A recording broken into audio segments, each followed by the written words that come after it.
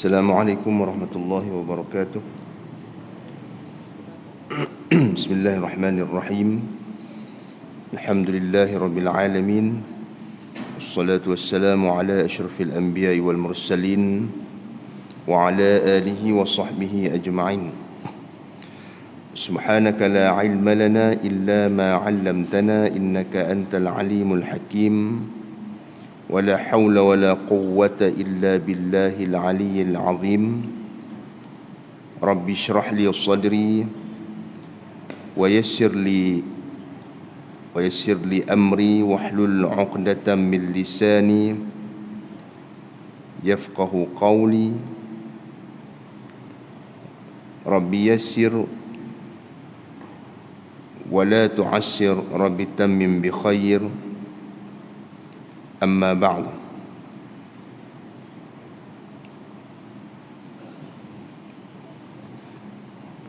Muslimin muslimat yang dirahmati Allah,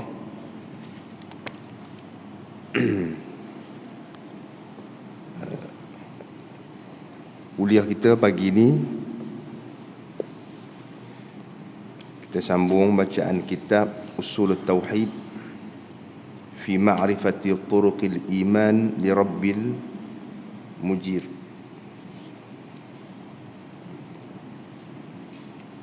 Li Rabbil Majid, Baik. Jadi kita sambung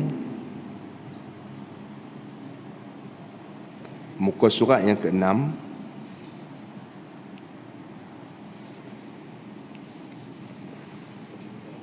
Masih lagi membicarakan mengenai mukaddimah bagi ilmu ni. InsyaAllah kita sambung pada muka surat yang ke-6.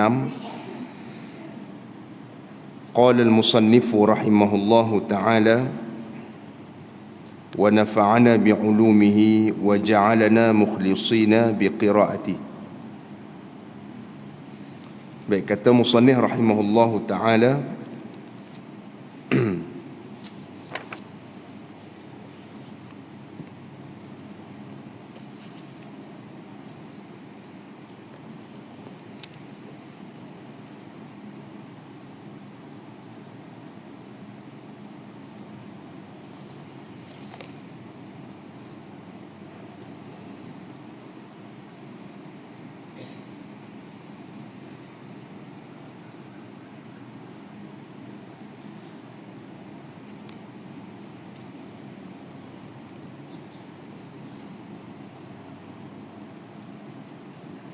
bermula awal-awal orang yang mengeluarkan ilmu ini daripada Quran dan hadis.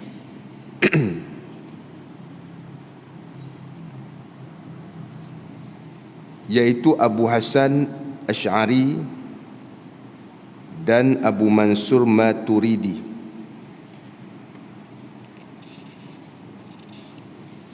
Baik, jadi ilmu tauhid ataupun ilmu usuluddin, ilmu ini sumbernya diambil daripada mana? Sumbernya daripada Quran, sumbernya dari Quran dan hadis.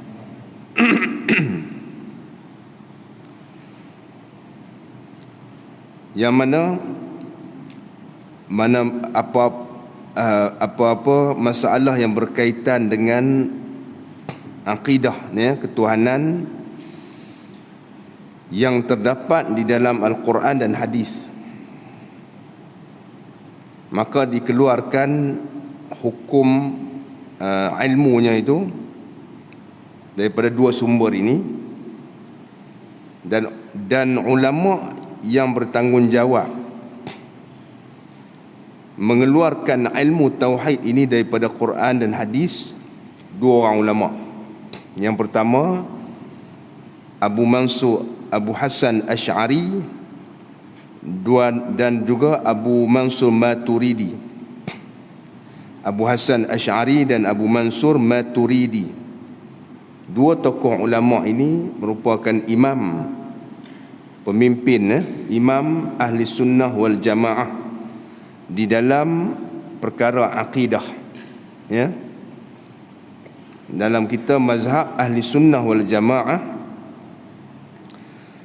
imam ataupun tokoh yang bertanggungjawab ya, memperkenalkan ilmu tauhid dan akidah mengikut mazhab ahli sunnah wal jamaah, dua orang, Abu Hasan al-Ash'ari dan Abu Mansur Maturidi ya, dua tokoh ulama ni. Dalam ilmu fiqh mazhab ahli sunnah wal jamaah, tokoh yang menyusun ilmu fiqh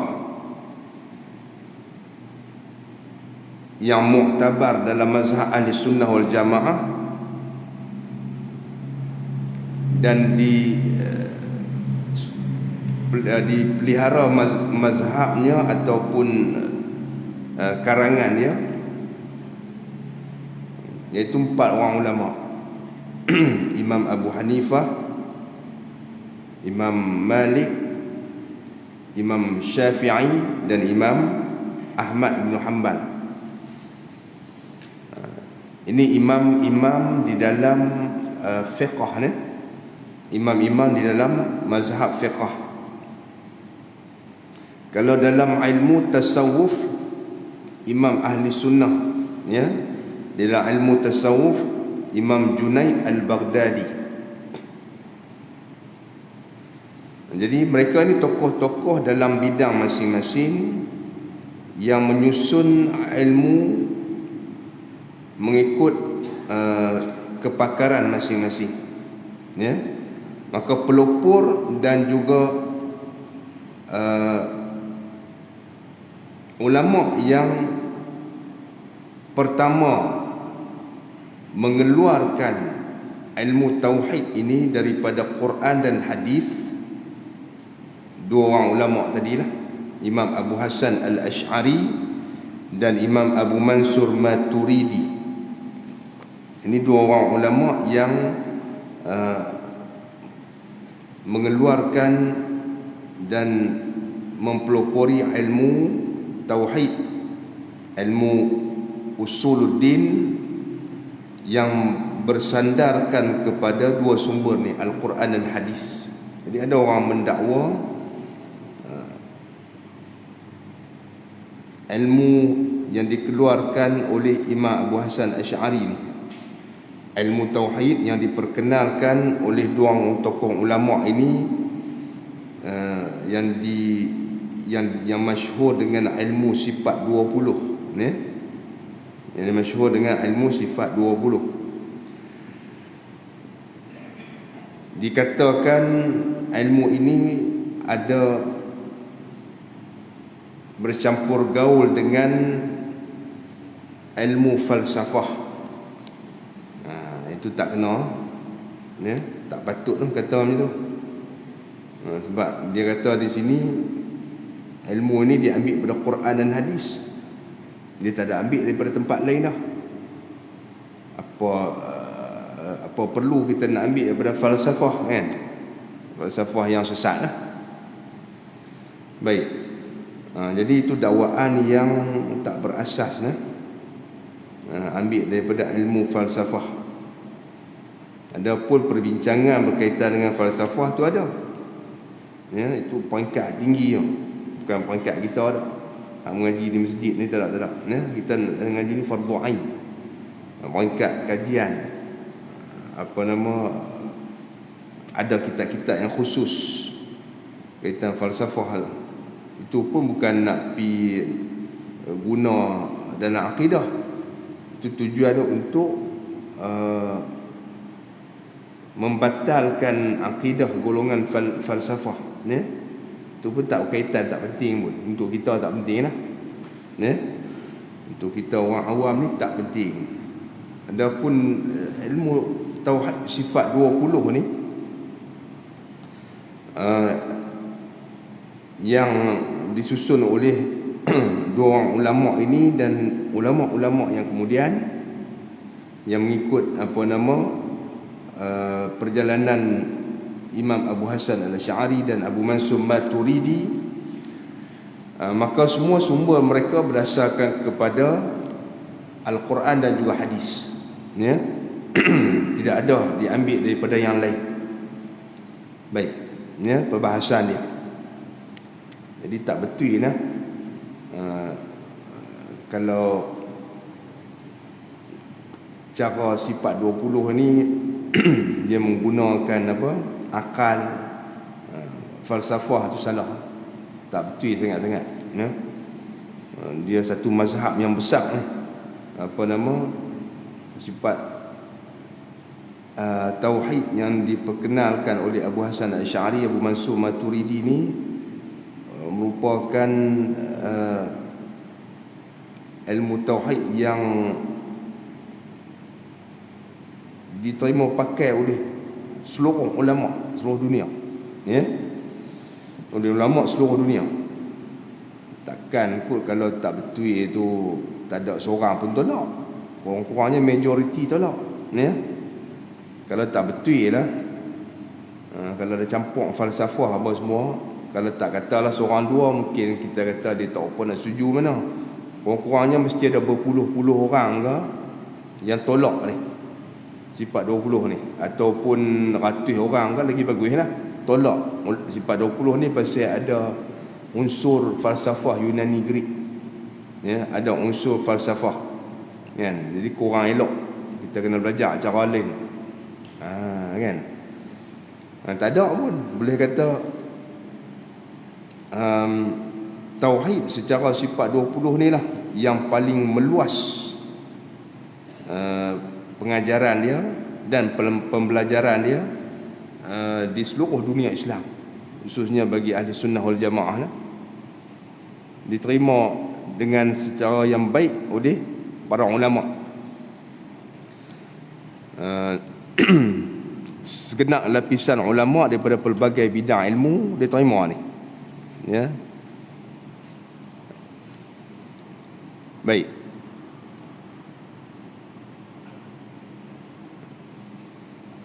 pada dua orang tokoh ulama ni, Abu Mansur Abu Hasan Asy'ari dan Abu Mansur Maturidi, mereka hidup pada zaman Daulah Abbasiyah, sekitar kurun yang kedua ni,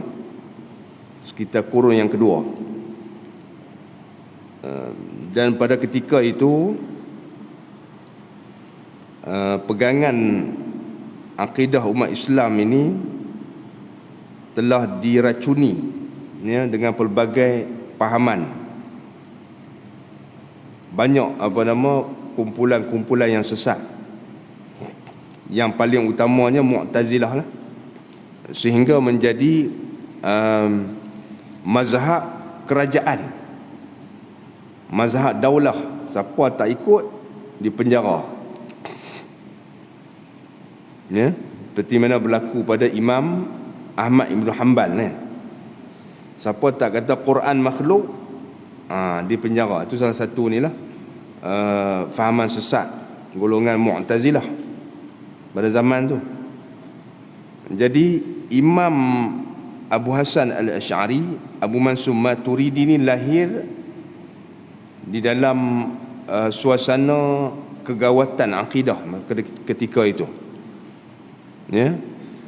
Segala fahaman di luar daripada konsep-konsep keagamaan dan ketuhanan di luar Islam telah menyerap masuk, disebabkan bangsa-bangsa yang bukan Arab, yang dulunya beragama Majusi dan sebagainya, masuk ke dalam agama Islam, sehingga sedikit sebanyak mereka membawa budaya mereka ke dalam Islam, dan sebahagian daripada pengaruh kepercayaan, ya. Kemudian aktiviti pemindahan ilmu daripada Yunani dan Greek ke dalam dunia Islam. Ketika pemerintahan Abbasiyah pun memainkan peranan dan faktor yang besar lah dalam cara berfikir para ulama berkaitan dengan akidah tu. Kerana falsafah ni dia boleh mengubah cara berfikir, memberi satu cara berfikir yang lebih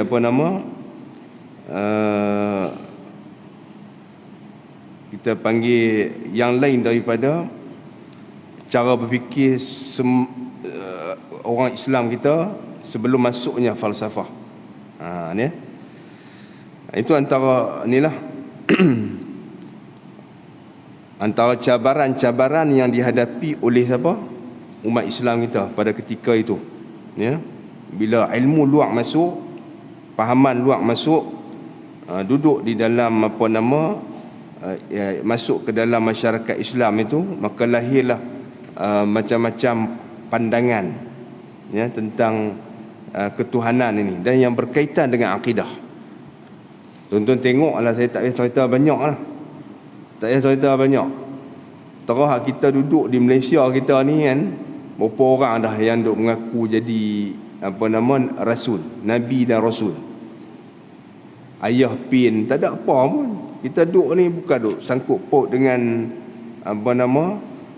pahaman luar kan.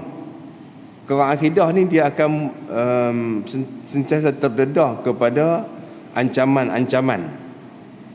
Ayah pin, rasul dahri rasul Melayu. Kemudian ada lagi lah beberapa ajaran-ajaran sesat, ajaran hakikat, batiniah dan sebagainya. Kan? Dan juga benda ini dia berterusan daripada dulu sampailah. Daripada dulu sampailah ni ancaman-ancaman akidah ni. Yang mana sebelum daripada lahirnya ilmu tauhid yang dipelopori oleh dua orang imam ini, sebelum ni tak ada. Ya. Sebab tu kalau orang tanya zaman Nabi tak ada bersifat 20, memang zaman Nabi tak ada sifat 20. Pasal apa? Pasal sahabat Nabi SAW ambil ilmu terus daripada Nabi SAW. Ya. Ambil akidah terus daripada Nabi SAW. Memang tak ada lah sifat 20 itu satu ilmu, ya. Jadi Nabi sebagai sumber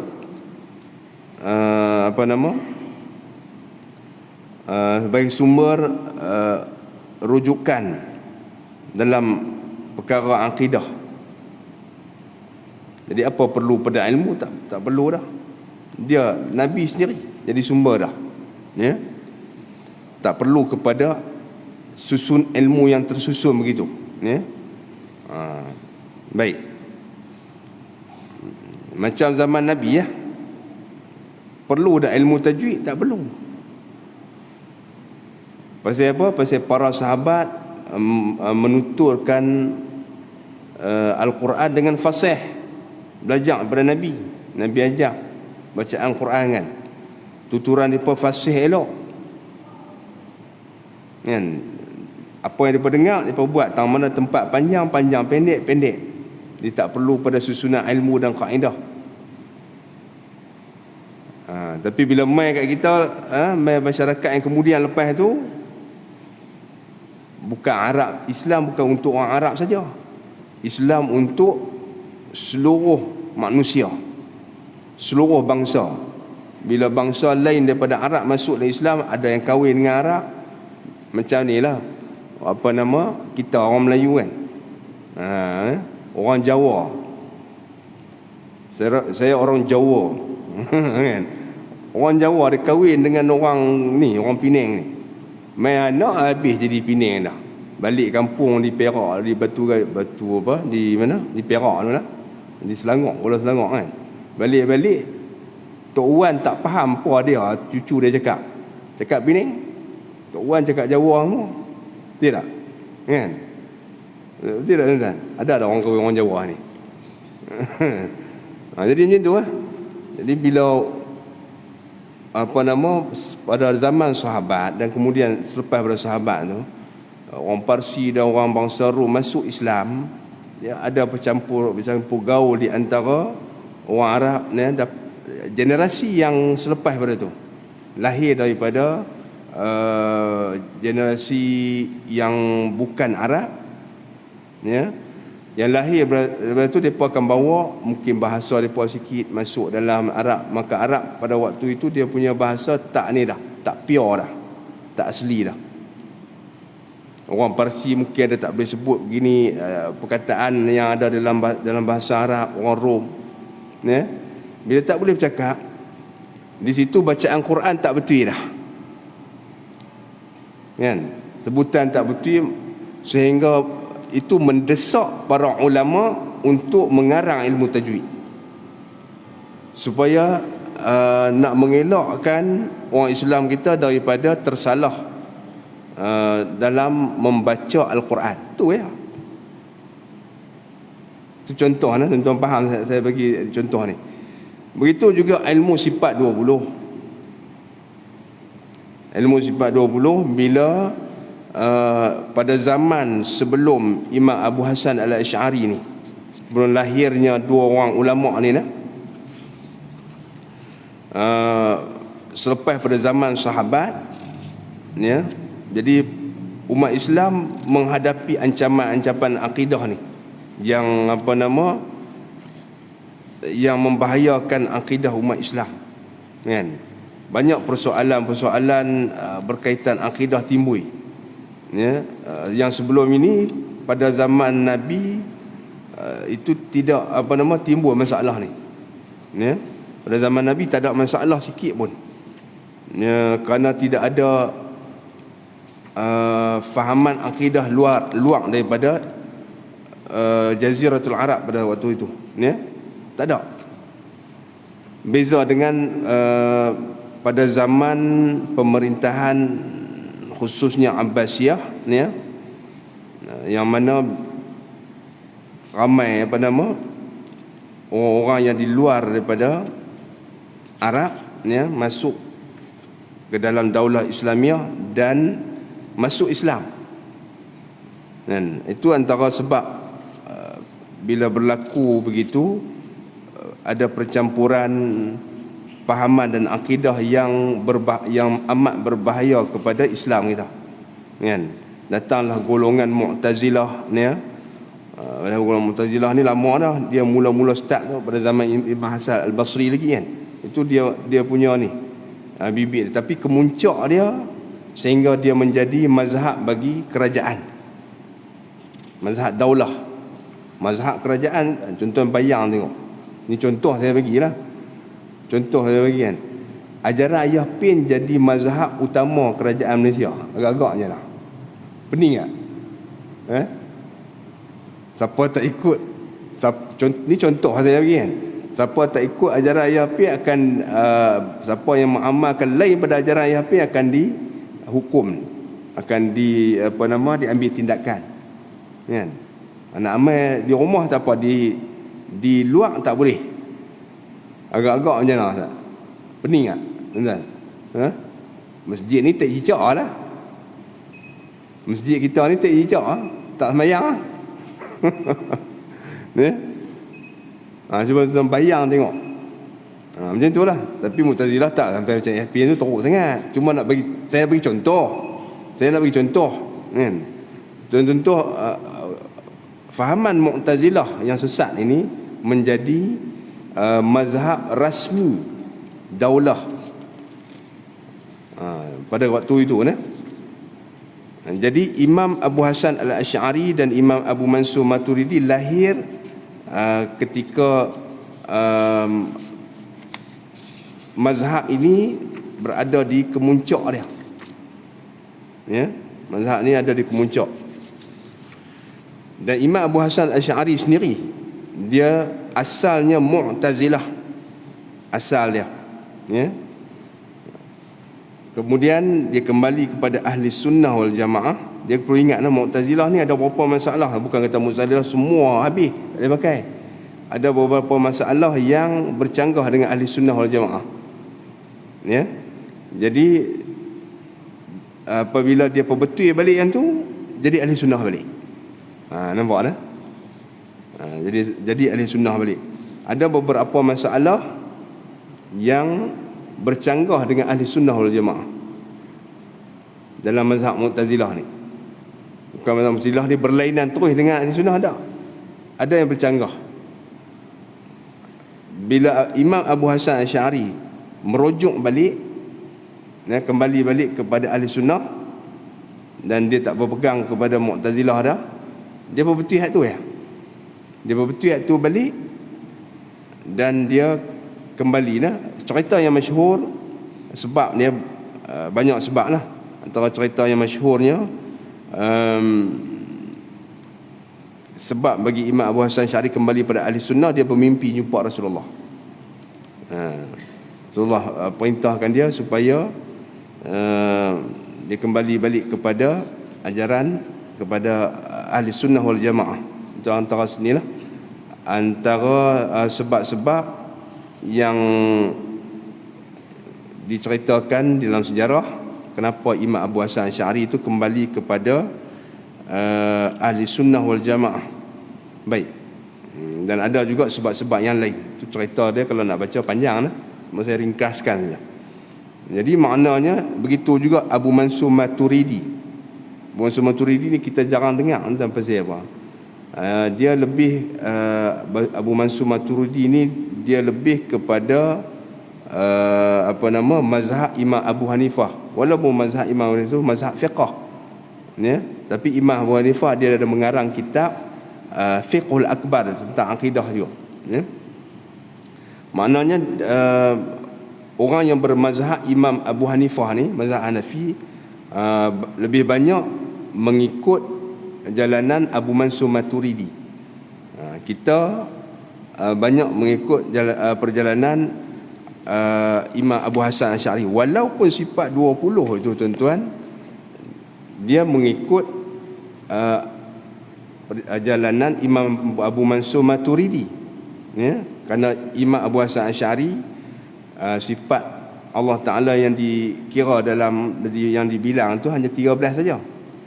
Tetapi yang masyhur yang kita mengaji 20, ya.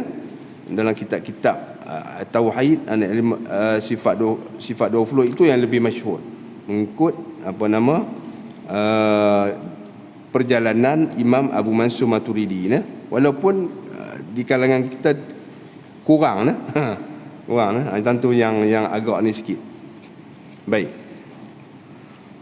Jadi pada zaman sebelum lahirnya mazhab Al-Asy'ariyah, ya, mazhab Asy'ariyah ataupun akidah mengikut sifat 20 ni, ya, lahir golongan-golongan yang memang antara dia golongan Mu'tazilah, golongan Hasyawiyah, ya. Hasyawiyah ni mereka menggunakan, Mu'tazilah mereka menggunakan akal, ya, sebagai akal tu melebihi, ya, sehingga kan dalam beberapa perkara yang bercanggah dengan nas Al-Quran dan hadis, sebab mereka menggunakan akal, bercanggah, ya. Golongan Hasyawiyah, golongan ni golongan yang juga besar, ya, semasa Daulah Abbasiyah tu, yang mereka ni berpegang kepada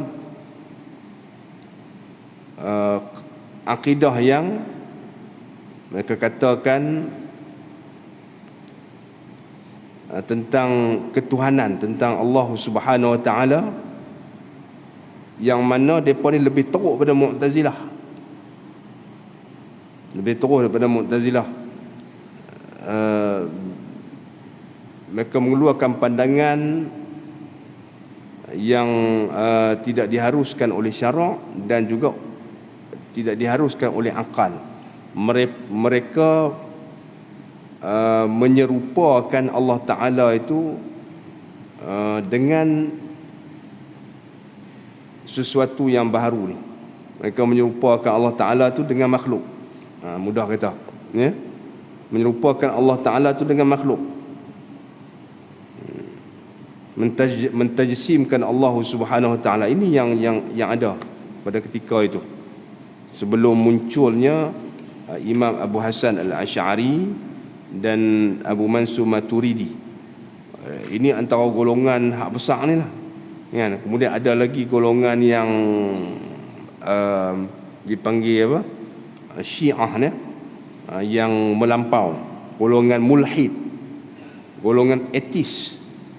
Tuan ingat, etis tu wujud lama dah tuan-tuan, bukan zaman kita ya. Etis ni orang tak percaya Tuhan. Pada zaman tu dia, dalam zaman Abbasiyah sudah ada etis, ya. Sudah ada orang yang tidak mempercayai ketuhanan, dan dia ada konsep dia sendiri. Dia ada konsep dia sendiri. Betul, golongan Qaramitah ni, golongan Syiah Qaramitah yang tu, yang kita dengar puak tu pi ke Mekah ambil Hajarul Aswad, dia bawa balik kampung dia perancok, dia bedak dekat puak-puak dia, kan? Hajarul Aswad sikitnya besar, dia bawa balik, dia tibai bagi ni pecah, dia bedak dekat puak-puak dia.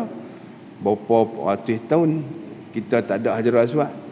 Lepas tu barulah dikembalikan balik. Ada seorang orang kaya pergi beli kat puak ni lah. Ada kot serpihan 9 ke 7 tak elak. Tu awak balik melekat ada di Mekah lah ni tu. Serpihan-serpihan tu ya. Hal lain tu semua hak hitam tu simen. Batu hak tu dah. Yang tu serpihan dia Qaramitah, ya. Dan puak Zindi, banyak. Itu antara sebab kita tengok sebab apa sifat 20 ini dia punya akidah dia amat mantap tuan-tuan, kerana dia membatalkan semua akidah-akidah yang sesat. Semua saya cerita secara umum lah pada tuan-tuan, ya. Kalau kita nak masuk lebih dalam memang panjang lagi cerita dia. Baik, memang saya nak bagi tahu hak tadi nah. Dia kata sifat 20 tu falsafah, ada unsur yang tu saya tak setuju. Tak setuju sangat, walaupun keluar pada ulama besar sekalipun. Ulama yang di ni, kerana hak ulama lebih besar daripada ulama besar ni tak tolak pun sifat 20 ni, ya. Walaupun keluar pada dia kata ulama besar kan, katalah ulama besar, dia seorang ya. Ulama-ulama yang dulu yang lebih besar daripada dia, kan? Bukan kata puluh-puluh orang, ratus orang, mungkin lebih lagi, tak ada tolak pun. Tak ada pun yang kata falsafah Yunani Greek, ya. Kalau ada tu mungkin ada seorang dua yang mungkin dia tak setuju dari sudut konsep dalam sifat 20 tu, yang kata menggunakan akal tu, kan? Baik. Bermula nama ilmu ini dia kata iaitu ilmu tauhid dan ilmu usul dan ilmu kalam dan ilmu sifat. Nama ilmu ni, ilmu yang kita belajar ni, dipanggil ilmu tauhid, kerana ilmu ini kalau kita belajar, dia mentauhidkan Allah, mengesahkan Allah. Maknanya menjauhkan seseorang yang belajar ilmu tauhid ni daripada syirik. Bukan nanti sembah berhala lah syirik ni. Syirik tak nanti sembah berhala. Jadi macam Kiai Yapin pun dah syirik dah, kan? Tak nanti sembah berhala, tak nanti pakai salib, ya. Tak. Syirik ni dia boleh jadi. Tuan nak jadi syirik tu boleh jadi dengan kadang-kadang tengah semayang boleh syirik, ya. Tengah semayang ni boleh syirik. Tuan bagi contoh saya, macam mana boleh jadi syirik tengah semayang, ya. Contoh, baca Fatihah boleh syirik. Terkejutnya Tak bisa dengar lagi baca Fatihah boleh syirik, keluar pada agama Islam. Ya. Dia baca iyyaka na'budu wa iyyaka nasta'in. Itu tak belajar tajwid tu. Kemudian dia tahu pula makna nah, saja dia kata. Disebabkan dia tak berhati-hati dalam perkara akidah, fiqh saja. Ya. Tak apalah. Kemarin sembah Allah, hari ini sembah matahari pula. Kan? Sembah cahaya matahari, iyyaka na'budu, kepada cahaya matahari kami sembah, wa iyyaka nasta'in, cahaya matahari kami minta tolong. Tak apalah, tadi subuh minta tolong kat Allah, lohok minta tolong kat cahaya matahari pula, panas elok kan. Padi-padi pun nak tanam jadi elok sikit kan, sebab tak ada akidah ni ya? Dan dia pun tahu makna syirik keluar pada agama Islam. Tidak. Sebab tu kadang-kadang tak belajar tajwid syirik, baca Fatihah boleh syirik. Kan? Baca Fatihah duduk tengah sembahyang ni menghadap Allah boleh syirik. Syirik bukan pinanti sembah tak apa. Kalau dia tak tahu, tak mengambil berat, tak serius tentang perkara akidah ni. Akidah benda paling besar tadi tuan-tuan. Baik.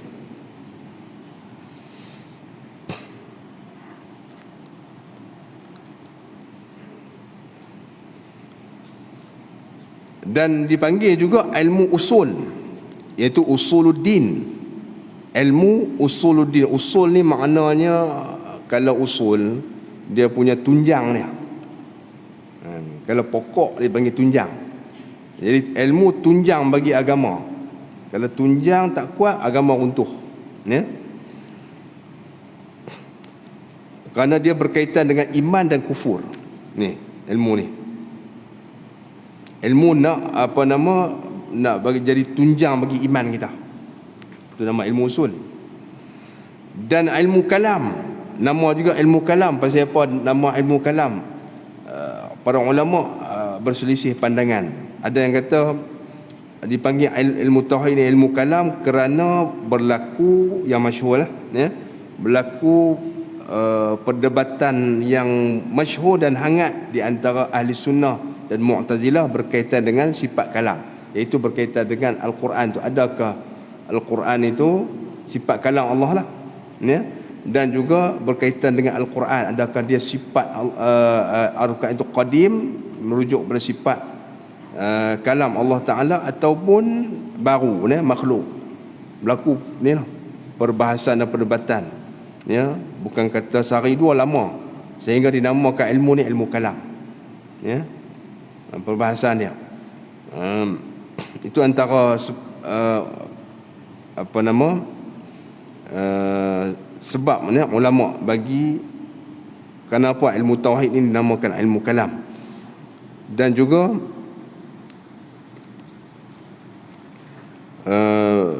ada alasan-alasan yang lain, ya, yang masyhur yang tadilah.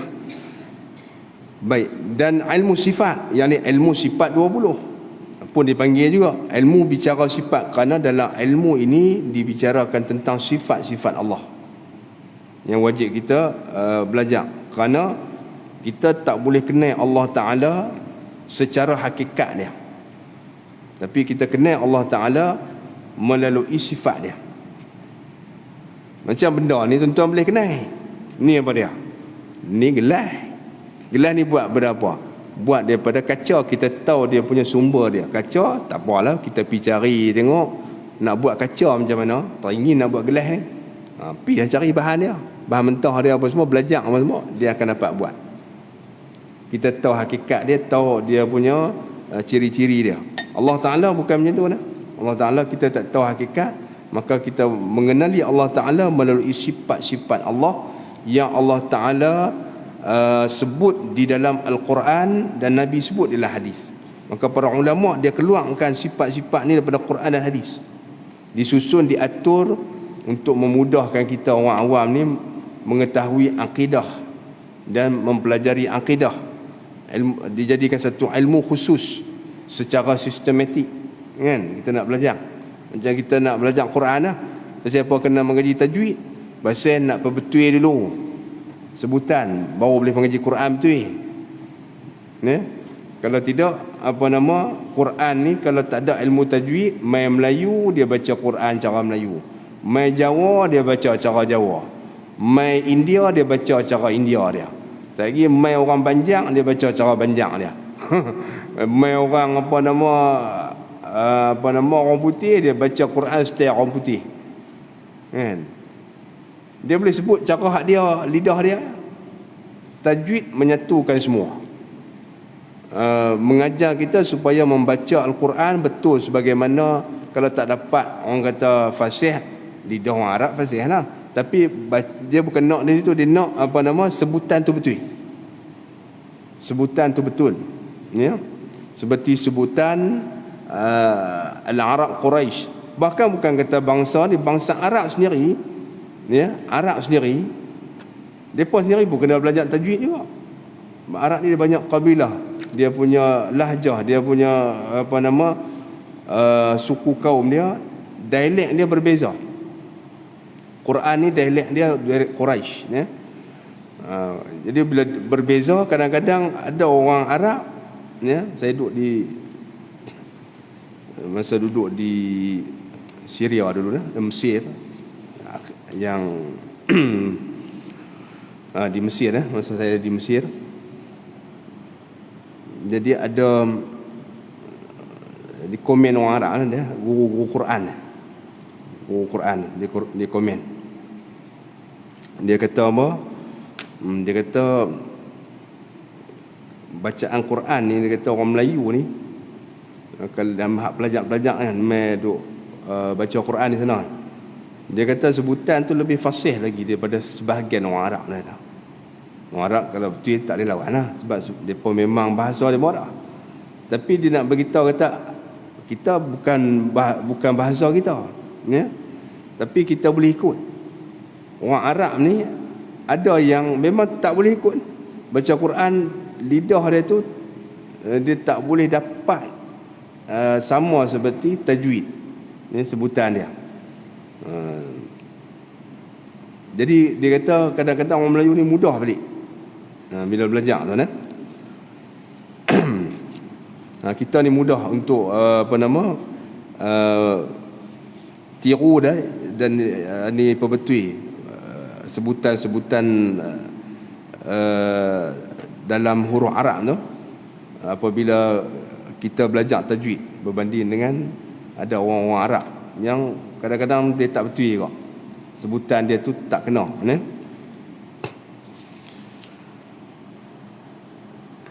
Baik. Bermula dikeluarkan ilmu ini, dia kata, bermula dikeluarkan akan ilmu ini iaitu daripada beberapa dalil yang bangsa aqliyah dan yang bangsa naqliyah daripada Quran dan hadis. Nampak? Dia kata ilmu ni, ilmu tauhid yang kita belajar ni diambil daripada dalil. Dalil ni maksudnya bukti. Bila kita bawa satu kenyataan, kita kena ada bukti. Orang tak panggil cakap kosong, ya. Kita bawa satu kenyataan ni pula satu bukti pula. Mai kenyataan ni satu bukti, ya. Jadi dalam ilmu tauhid mesti ada bukti dia, apa yang didakwa, apa yang dikatakan, ya. Contohnya kata Allah itu ada. Allah tu ada, kita belajar, kita memang faham dah. Tama-tama kita belajar apa dia? Wujud. Allah ada. Kita tak belajar ni betapa ustaz kata, oh kena belajar. Ya? Kena belajar. Cek, kena belajar, ya. Kerana sifat pertama ni untuk membatalkan golongan etis yang tak percaya Tuhan. Kalau tak payah belajar sifat wujud, tak apa, kita semua percaya Tuhan lah, belajar sifat lain lah. Oh tak boleh, kena belajar.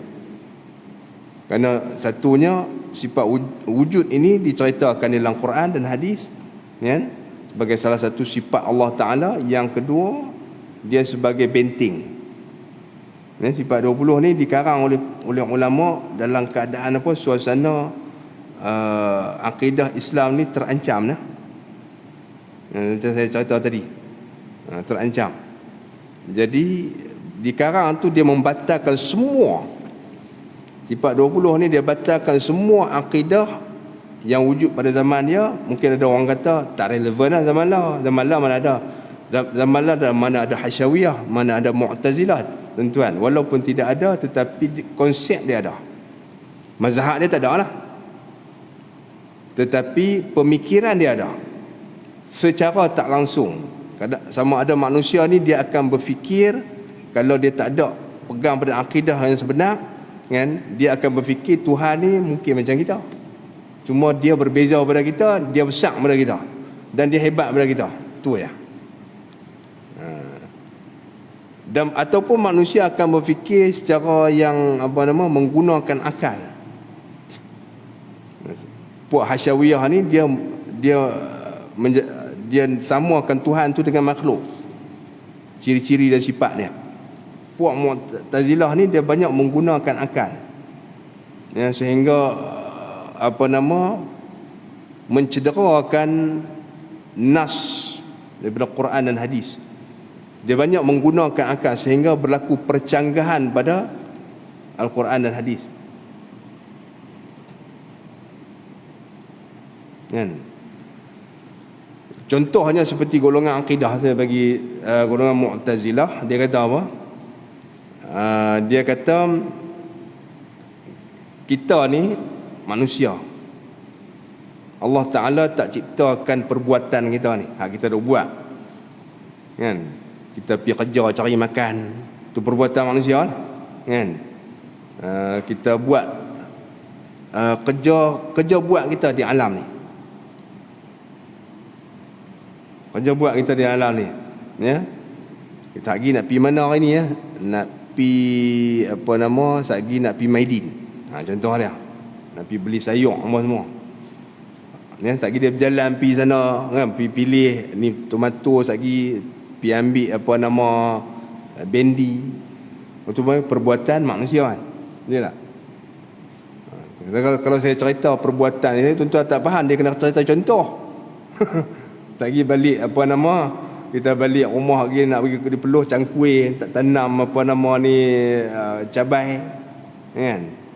Lepas tu picek pula bawah pokok cabai tu ada ni benar putih ke tak, pergi buang, cuci buang. Tak lagi mati pokok cabai. Tu orang panggil perbuatan manusia. Faham tak? Kalau beritahu konsep kadang-kadang tak nampak, kan? Mata manusia ni tak cerita, pening tak faham ustaz. Baik saya cerita contoh senang, kan? Macam saya nampak tadi. Tu nama dia perbuatan manusia. Kalau nak abang satu-satu jenuh, kan? Nak cerita lagi pergi Maidin, balik Maidin, pergi singgah kedai kawan ni, makan, ambil kepala ikan, buang mata ikan tu, tak mau makan. Jenuh macam tu nak cerita. Kita umumkan cerita tu semua perbuatan manusia. Betul tak? Perbuatan manusia. Jadi Mu'tazilah ni dia menganggap, dia berpegang kata Allah Ta'ala tidak mencipta perbuatan manusia tu. Allah Ta'ala mencipta manusia, tapi Allah Ta'ala tak jadikan perbuatan manusia. Allah Ta'ala jadikan kita ada kekuatan, kemudian dengan kekuatanlah kita menjadikan perbuatan kita sendiri. Nampak? Ya? Allah Ta'ala cuma jadikan kita kekuatan. Contohnya kita nak kerak bawang kan, bawang kita nak kerak lah. Daging lah, saya buat daging, nak kerak daging. Kau tak faham bawang buat daging pula. Kan, nak kerak daging, darat daging. Mu'tazilah kata kita kerak daging ni dia bukan Allah Ta'ala cipta. Kemampuan cipta perbuatan kita tu untuk kita buat kerak daging tu tak. Allah Ta'ala bukan Allah Ta'ala ciptakan kekuatan pada tangan kita, kan? Dengan kekuatan itulah kita boleh memotong daging tu. Kita ahli sunnah tak, ya? Daging itu terpotong dengan perbuatan Allah. Dengan apa? Allah Ta'ala menciptakan pada daging tu, kan? Waktu kita potong tu, waktu kita potong daging tu, Allah Ta'ala yang jadikan, yang ciptakan. Maknanya waktu kita potong daging tu, Allah Ta'ala lah yang memutuskan daging tu. Mudah kata, ya? Allah Ta'ala yang memutuskan daging, bukan pisau tu tak. Tapi Mu'tazilah kata Allah Ta'ala ciptakan kekuatan pada tangan kita, pada pisau kita tu. Dengan kekuatan itulah boleh memutuskan daging. Beza sikit ya. Tetapi salah dari segi akidah. Kerana dia telah terlalu melampau menggunakan akal, sehingga bercanggah dengan ayat Al-Quran, wallahu khalaqakum wa ma ta'malun. Allah Ta'ala jadikan kamu, dan juga Allah Ta'ala jadikan apa yang kamu kerjakan. Wallahu khalaqakum wa ma ta'malun. Allah Ta'ala jadikan kamu, dan apa yang kamu buat pun Allah Ta'ala jadikan dan ciptakan juga. Perbuatan manusia Allah Ta'ala ciptakan juga seperti mana Allah Ta'ala ciptakan manusia. Itu jelas dalam Quran. Tapi Mu'tazilah tak pakai tu. Dia pusing, dia guna akal. Itu sesatnya Mu'tazilah, nah. Contoh. Itu contoh, nah. Macam hari ni ya. Kita tak ada Mu'tazilah. Kan? Tak ada Mu'tazilah. Macam hari ni lah. Dia kata kalau hang kerja, kan? Ikut yang ni, ikut step ni, dapat CJ ni, pergi kerja, memang jamin dah masa depan. Dia lupa yang bagi rezeki Allah Ta'ala. Itu konsep yang ada di hari ni. Mu'tazilah tak ada dalam zaman lah, tetapi konsep dia ada dalam jiwa manusia. Ya? Kerana dia menggunakan akal. Manusia bila gunakan akal tanpa berpandukan kepada Al-Quran, dia akan jadi macam Mu'tazilah tu. Walaupun tak perlu mengaku Mu'tazilah, kan? Bahkan lebih teruk lagi daripada Mu'tazilah boleh jadi, ya? Okey nah. Jadi dia kata apa? Dikeluarkan ilmu ini daripada dalil yang bangsa aqliyah dan yang bangsa naqliyah, daripada Quran dan hadis. Okey, habis. Ya. Kemudian dia kata bermula hukum syarak pada menuntut ilmu ini, iaitu wajib aini atas tiap-tiap mukallaf. Belajar ilmu tauhid ini hukum dia fardu ain. InsyaAllah kita akan bincangkan nanti dalam kuliah kita yang akan datang secara panjang lebar, hukum menuntut ilmu ini, dan juga sumber bagi ilmu tauhid ini berdasarkan kepada dua dalil akli dan nakli. Sebab apa? Ya? Dia ambil daripada dalil akli sama, selain daripada dalil Quran dan hadis. InsyaAllah kita akan bincang kemudian. Cukup sekadar itu dulu. Wallahu subhanahu wa ta'ala a'lam.